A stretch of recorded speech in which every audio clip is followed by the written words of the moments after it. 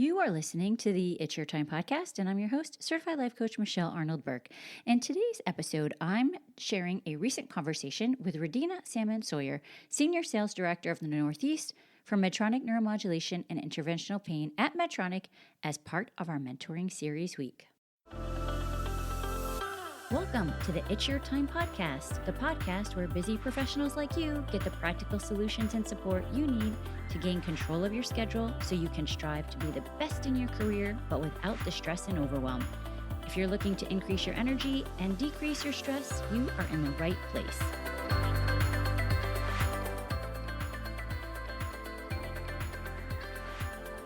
Hello, hello, hello. Welcome back to the podcast, friends. Okay, today I have another special conversation that I am sharing as part of the Mentoring Week series. I recently had the privilege to discuss mentoring as it relates to women in leadership, otherwise known as WIL, through Linkage with Radena Salmon Sawyer. Now, Radena is a Senior Director for Neuromodulation, Pain, and Interventional Therapies at Medtronic, and I will say, that is one part of her identity, and you will hear her discuss all the different facets of her unique self when she introduces at the start of the episode, and I just feel so lucky to have the chance to share her story with you today. There are so many gems in this episode, and especially I want you to really listen to how she talks about the importance of ensuring that you get exactly what you need out of your career and how to do that. So, without further ado, please take a listen. All right. Thank you so much for being here today. This is going to be so much fun. Can you just start by introducing yourself in a way that seems fit to you? Share all the goodness. Sure. So my name is Radena Salmon Sawyer, and I was thinking about my intro, and I would describe myself as a world-renowned Olympic juggler. And and I say that because I thought about, who am I? And so, I'm a wife, I'm a new mom. I have a 14-month-old. I'm a daughter, I'm an aunt, a friend, a dancer, a yogi. And I also have had this 20-year career in healthcare, 20 plus year career in healthcare. Crazy, right? Yeah, time flies by really fast. And so, yeah, I feel like I juggle all of those things. And Yes. that's what makes me who I am. I love it. That's so important. I think that's so important, especially as women, for us to recognize that it's not just one thing. There's so many different facets to who we are. And Absolutely. this podcast, or this series specifically, is about mentoring. So maybe we can jump in and talk a little bit about why you think mentoring is important, and maybe like how it has affected your 20, 25 plus, right? Your career. Yes. Yeah, I mean, I think mentorship is really essential in any field, whether you're a dancer, a yogi, a businesswoman, a basketball player. And I think it's great. I mean, if you go back to when we were younger, we looked a lot to our coaches and whatever activity we were doing to kind of give us guidance. But then as we get into adulthood, you have your peer group, and oftentimes people in your peer group can be one of your mentors. They could be on your bench. But you kind of get isolated either with your work friends or just maybe your friend group from high school or college or mom group, etc. And so it's really important to be really deliberate on building your mentorship circle. And that includes not just who mentors you, but who you mentor. I've always felt that everyone can learn from anyone. So at Medtronic, even new employees, they always ask me, well, if I get this role, like, what can I do? And I always say, be hungry and humble. And that balance, what it can look like is if you see an opportunity to do things better, share that, even though you're new.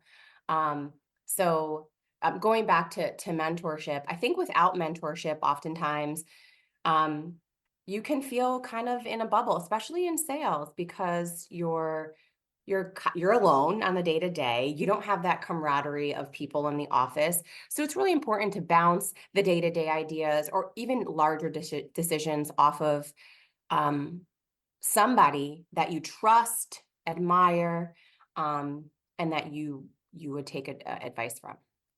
I think that's so important, the point that you're making. Like, mentorship can look a number of different ways, and there's not like a right or a wrong way to do it, but to be intentional about it is like the important thing.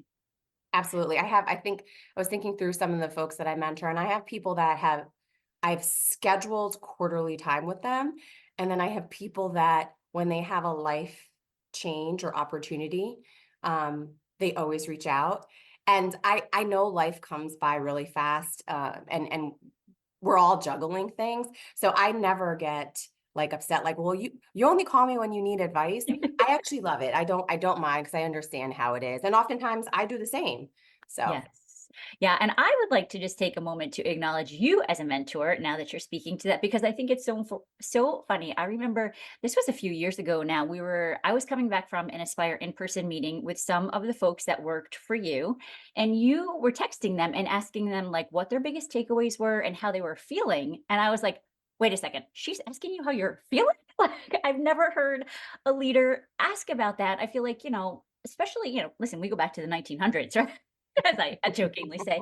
But I think that's definitely a change in the face of leadership. I mean, why do you think that's important to really take that time to acknowledge that?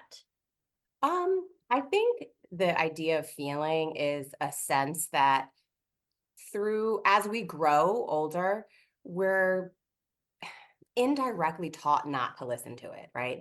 Either I remember my grandmother called it women's intuition, but people call it intuition or that kind of sixth sense. And I think how you feel, it certainly drives what you're thinking. And then what you're thinking ultimately drives your actions, which are good and bad. So I think if you don't check in with yourself on how you're feeling, either before or after an experience, a situation, an encounter, you can often perhaps not make the right decision. Or if like, for example, leaving in that Aspire meeting, I really wanted to understand how people felt because we have to use that. Like, if you're feeling really motivated and really inspired, like take that with you on those really challenging days where you're like, it's a grind and nothing seems to be going in your way. And if you have that really good memory of feeling really inspired and surrounded by really strong, powerful women, lean into that kind of feeling. Yeah, I love that. And I think to your point also, it's so important. I feel like growing up, we are taught and socialized to look to the external things for our validation and trusting like everybody else knows. So I love that you're putting it back on the individual, like trust yourself to know what's right. Yeah, and so just yesterday, with one of the folks on my team, I somebody is leaving the organization, and as the person and I were discussing it, we were reflecting, and we both had the same kind of gut feeling that something wasn't really right, but everything else seemed to be, to line up for what we wanted. And, in hindsight, you want to listen to your gut and into your intuition, but you also have to be, aware of your own biases and all of those things. But it's often really good to even reflect on the gut feeling you had, why you made the decision that you made. And that's actually what me and one of my managers discussed yesterday. Yeah, that is such a great point. And I think, that brings us to this idea of like leadership changing, right? The face of leadership changing, how we go about interacting with our teams. And you and I just had the privilege, I guess, of attending Women in Leadership Conference where they discussed this. Can you maybe talk about why you think that conference is important and maybe really looking at how the face of leadership is changing?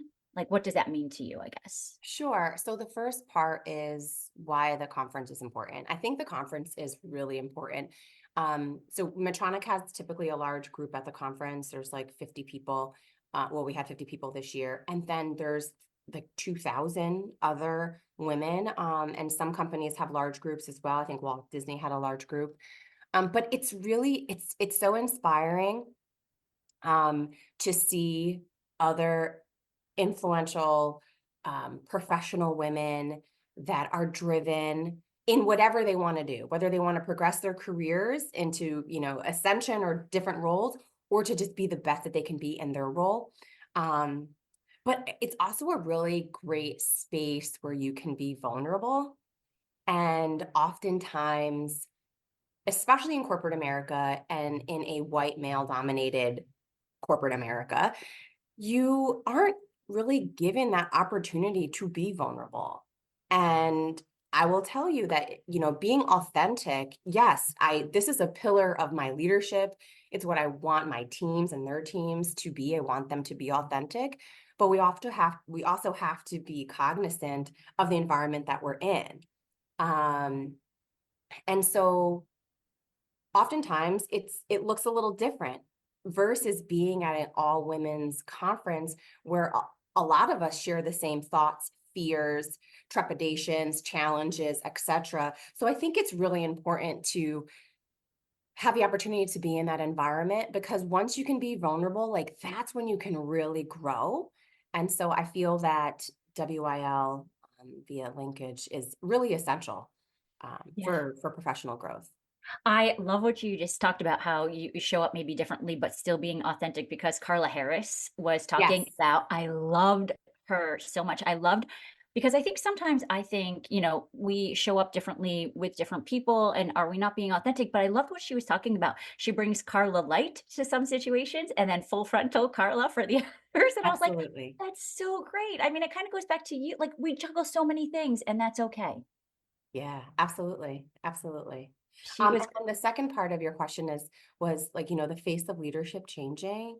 And I think it's fantastic. I mean, there are endless Harvard Business Review articles and a ton of research that shows diversity is only reaps better bottom line, more margin, etc.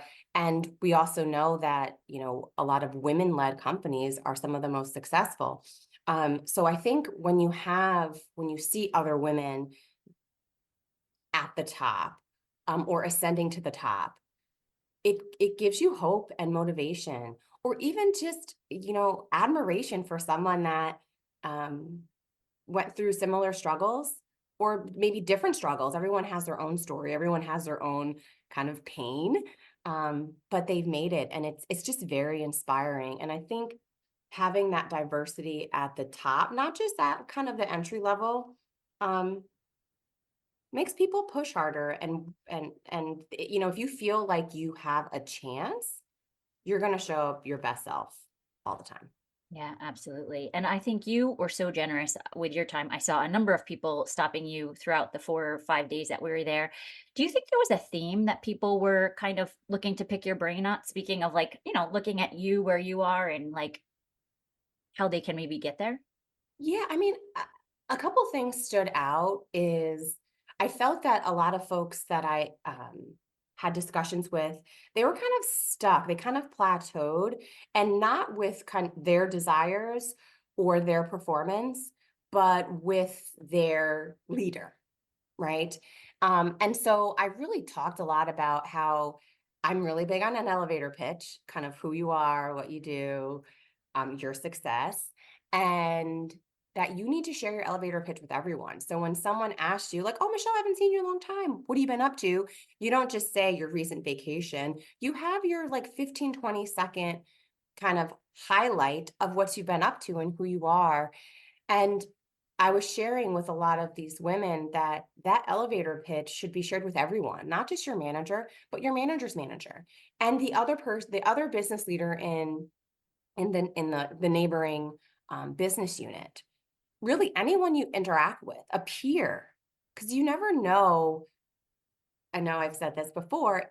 You know, it's not about who you know; it's about who knows you. So it's Yes. really important to articulate your goals and desires while outperforming your peers. Yeah. Yeah, I always share that piece of advice that you gave me, because I was like, "Oh, right." I feel like sometimes we think networking is like, who can I go, learn from or find out, but it's really the opposite of, like, when a position becomes open, that they think of you as a possible candidate. Absolutely. And that's why mentorship and sponsorship are really important as well. And I mean, ideally, you want your mentors or your sponsors to know your elevator pitch, like, oh, Michelle, she's fantastic. And then they go into basically your elevator pitch.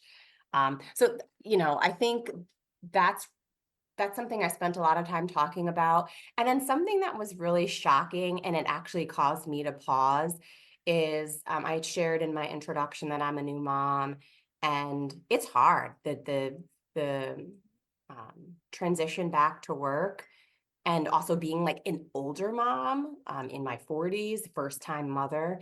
And um, a lot of women were so inspired that someone in their 40s can have a career. I'm a senior director and also a family, and start family planning now.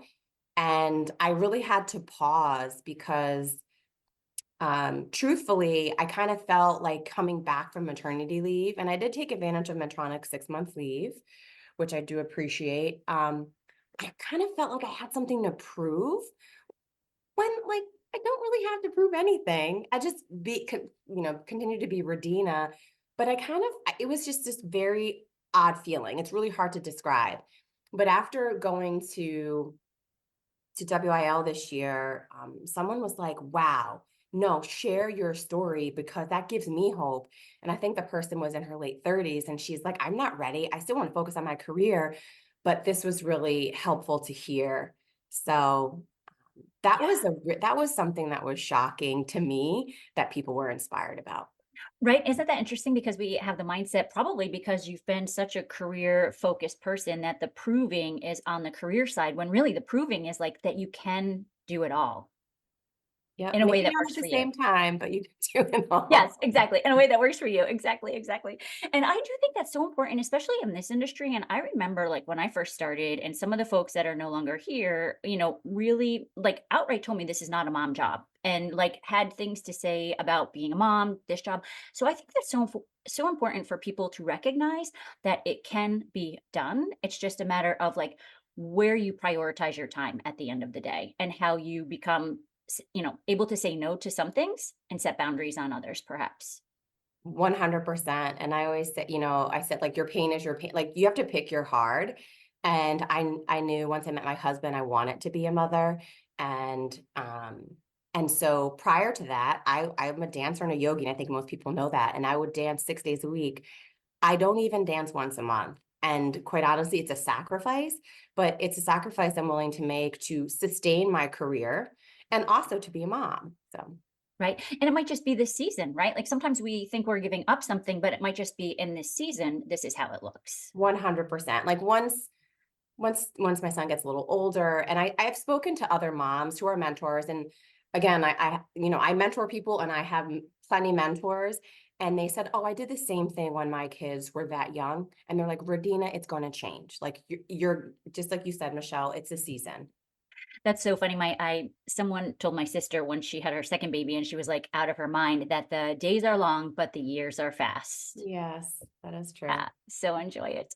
I think also, if you are able to share, someone might look at you and say, like, I don't know, like, how would I reach out to someone at that level to ask for a mentorship? Like, what would you suggest to people who are maybe intimidated or just not even sure where to start? Sure. So a couple things. I would think about who you admire.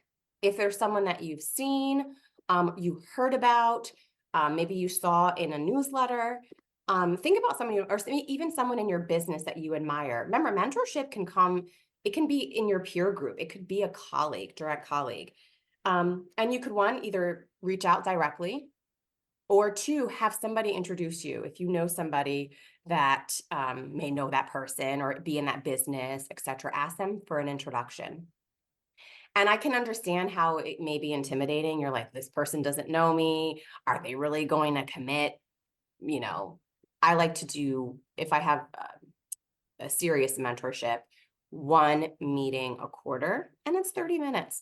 But you may be asking yourself, this person is so busy. Are they going to really have time? And I will tell you, more likely than not, people are going to say yes. They're going to be humbled and flattered and excited to talk with you. Now, if someone does say no, I wouldn't take it personal. And I I bet they'd offer someone else for you to ask. And if they don't, then ask them, well, is there somebody else that you would suggest? Um, and then once you do have your mentorship, that first meeting can be really intimidating. So just think of it as an intro meeting, like kind of speed dating. You'll share about yourself. So have something prepared. This is where your elevator pitch comes in. um, and then also ask them about their self, ask them about their journey. And just, you'd be surprised how fast 30 minutes goes by. You have 2, 3 questions, your 30 minutes are gone. And then I think the subsequent meetings, you can figure out what you want to focus on. And as the mentee, you should own that. You set up time on their calendar or ask their admin to set up time. You own the agenda, if there is an agenda, or if you want something specific. But really take ownership of that mentorship relationship. I love that. That has for sure been a theme with everyone that I've talked to in this series is like people want to help you. And I think also to your point earlier, like you might be helping them, right? Also, as far as being a new person or questions that you're asking or excitement that you have around things. So I think it's important to come with curiosity. Absolutely. I also love what you said. You said it at the meeting and you just said it again in this conversation. It's like you pick your card. And I think that, we talk about how mentorship can look different ways. And I think sometimes people don't even realize that they're mentors to other people. And I think that was an example. When you said that, I was like, oh, that's so true. Even if you think like it's hard to be a rep and be taking call or whatever. And then you say like, I don't think I could be a DM though, because I can't deal with the personalities, like whatever that looks like for you, right? It's like you have to just stop and think about what is it that you want? Yeah, for sure. And what is it that you want is a question that I often ask people that I do mentor, because I'll ask them, they want to ascend to another role. And I'll ask them what they want to do. And oftentimes it's a specific title. And I'm like, okay, so what about that title excites you? Right? What's going to be fulfilling about that title? Because I challenge people to find the role, like find what you really love to do, because let's face it, we're with inflation too, we're going to be working for a real long time. Yeah. Like find what you like to do, and there's going to be a core role at Medtronic that has that function or activity as like their core function. So don't chase titles so much, like chase what you like, what makes you feel good, what excites you. For example, a lot of people want to be a rep, but if the number doesn't excite you, and like chasing a number and the pressure doesn't excite you, and you instead get like a pit in your stomach, then sales is probably not for you. Yes. Exactly. Think about that. Which I think that kind of brings us back to the beginning of like trusting your intuition and not always looking for the external, like going within to figure out what that all looks like. Absolutely. This has Absolutely. been so much fun. Have we missed anything? No, thank you. Absolutely. Is the best way to connect with you like on LinkedIn? Yes. LinkedIn would be the best way to contact me. If you're internal to Medtronic, you can certainly send me an email, and in the subject line, just be very specific, like looking for mentorship or looking for advice on who to be a mentor. Just be very specific, because I don't want to glance at it and think it's spam. I get thousands How of to them. get lost. Yes. Thank you so much. Thank you, Michelle. Thank you. Thank you. Wasn't that great? I have to tell you, after we stopped recording, we continued, kind of the conversation around the importance of making sure people know that you might not feel like a hero every single day. We want to normalize there are days when you might feel like you are a rock star and just getting everything done. And then there are days when you are like, well, what is even happening right now, right? But then you know what? You always have the opportunity to start again. Tomorrow is another day. And that commitment to starting over again, to what Radena mentioned, staying humble and hungry, that's where you will find the wins to keep going. Okay, friends, remember, check her out on LinkedIn. Also, I highly suggest that you check out Linkage and see what they have to offer from a developmental standpoint. And of course, you can always feel free to reach out to me with any questions. Let's touch base again tomorrow for the next part of this amazing series. But for now, make it a great day. Take care.